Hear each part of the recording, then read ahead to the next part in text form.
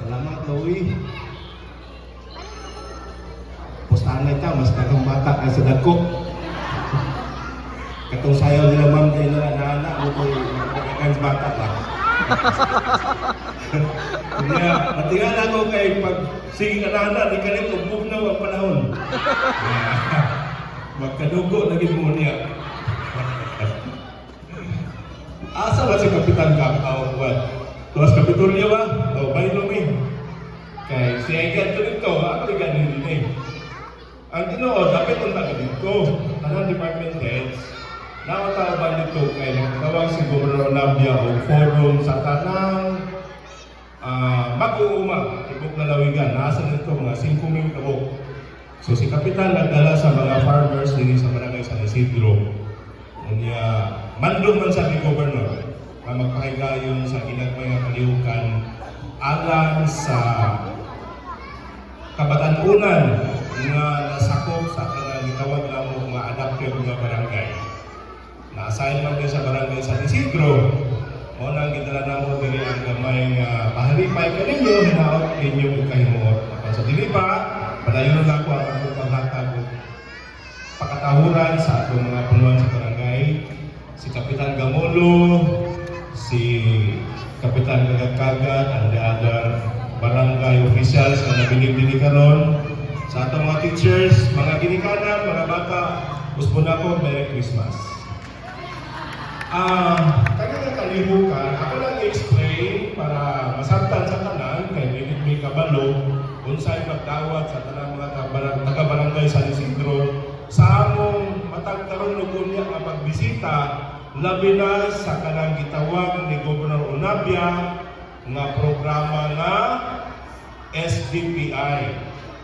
Dili kita masabtan sa tanan, pero kami sa among opisina nga alam nga nalistino sa barangay San Isidro, kapaning kamot na naami ikapakita ninyo nga tinudanay mi nga nagtabang sa kang Gobernador Onabia nga mapaabot sa inyo ha ang iyang danggo nga unta ang among pag-atiman sa inyong barangay dunay kalambuan, dunay katumanan sa inyong mga hangyo. Una, sa pagsugod na mo, naman si Kagawa din eh, pagsugod na mo sa sige bisita din sa barangay San Isidro, nangutana, nangonsulta, kung sa'y mga problema, kung sa'y mga panginahanglanon, nga pralidad na kinahanglan sa barangay. Moto na tisgot kung sa'y una, kung sa'y ikadua, kung sa'y ikatulo. Pero nag-ingon ko nga pwede ba, unahon lang sana ito ang duha, kay basit o kung ano kinahanglan kayo. So, ang una, murag water system. What ba? Sunod dayon ang daycare. Unya, human sa paghisgot, nga muna ang nahimong desisyon, naghimot kita ocular inspection dito sa source. Kung bukid ka, sa itong bukid man, di na ko kasabot kung sa ito kalayo. Kay gitudlo ni Kapitan Ana man. Ano sir? Di na ko pasalig ka, di na ko tapan. Di na ko kabalo kung saan kalayo, basta itudlo ano, di na na kwenta kung sa kalayo. Gibisitaan sa ato mga personay sa engineering office. Humanda yun, nag-ani sa ubos, in-inspeksyon na mo ng legal center na daan, nagkanang liki. Ha? Ang kusina, maghapit ang hugno. Nagkanang kay tipak na dingding. Nahimo musical priority. Problema lang, kay tungod, nag-listen ka o identify kung asa yung himutang. Pero, napalitaan o pagi, nakahatag si Kapitan o rekomendasyon na din sa atbang o kay yuta niya punta sa barangay. Gan ginulit pala waba nga yuta. Sumoto, gipaningkamutan, gihangyo sa Gobernador Onabia kung pwede ba mahatagan yung katumanan. Anang panahon na wala pa ang kamanduan sa SDPI. Tuod man, para istorya, para sa Pilanon, na naman kaya ito water system. Ba? So, nana ko na, abot na ba din ang tubig? Abot na. So, di na ta mapasmo ka na adlaw na di na ta kaligo.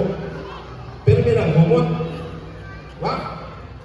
Wala ko nakita ang lalaki. Ano naman yung puros pa rin babae? Kayo ba ang nabanan? Tuwa sa uma. Ay, tuwa sa iyo sa Kapitolyo kaya maparalis ka. Nakaroon kay sige naman magpahumot, kay sige naman kaligo. Kung siguro ng bana, kayo sa adlaw, pagkagabi, kayo na Nahuman na itong water system. Naanak po na yan ang atong daycare. Kung saan na kulang anawan sa atong daycare? Ang logo. Pero ang equipment sa sulod, kompleto na. Ginagmay. Ito mga dulaanan sa mga bata. Anyway, kanisan nga mga proyekto, karon gahanay nami sa tanang mga projects ni Gobernador Navia na for turnover, for inauguration, o katong mga projects niya nga para pa lang sa gitawag nila groundbreaking. Naghangyo tayo ang Barangay Council nga ang ikatulo ang pagsiminto sa dalan. Ba? Gikan dinhi kaingon dito sa katunay.